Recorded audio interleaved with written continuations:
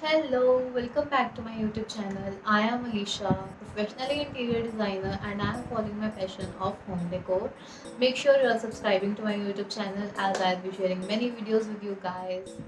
In this video, I'll restore the old drum. Make sure you will watch it till the end as I'll be sharing how you can use it in many ways.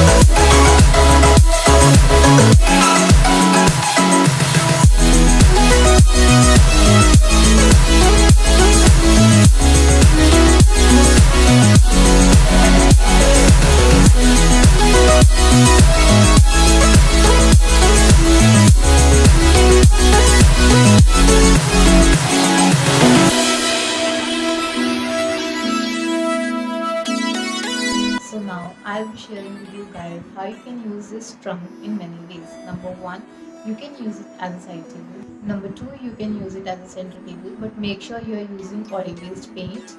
Number three, you can use it as a planter. Number four, you can use it as a sitting. Just place few cushions on it and you can use it as a sitting on your terrace and in your garden.